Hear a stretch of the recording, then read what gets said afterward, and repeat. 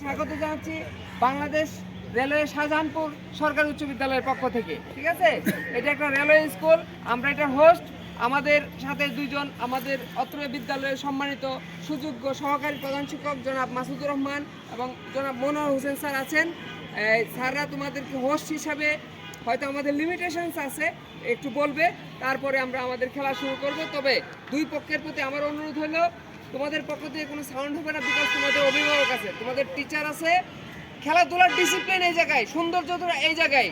ঠিক আছে, লিডারকে বা টিচারকে মেনে নেওয়া, টিচারের যে সিদ্ধান্ত ওনারা নিবে ওটা মেনে নেওয়া, এই আর। ঠিক আছে, তো খেলা একটা আনন্দের বিষয়। এই তোমরা খেলাটা উপভোগ করবা, সবাই সবার বেস্টটা দিয়ে চেষ্টা করবা। এই বলে আমি আমার বক্তব্য শেষ করছি। এখন আমি অনুরোধ জানাচ্ছি আমাদের অত্র বিদ্যালয়ের সুযোগ্য সহকারী প্রধান শিক্ষক জনাব মনোহর হোসেন স্যারকে শিক্ষার্থীদের ক্রীড়ামন্ত্রীদের উদ্দেশ্যে কিছু বলার জন্য। স্যারের জন্য একটা জোরসে করেন।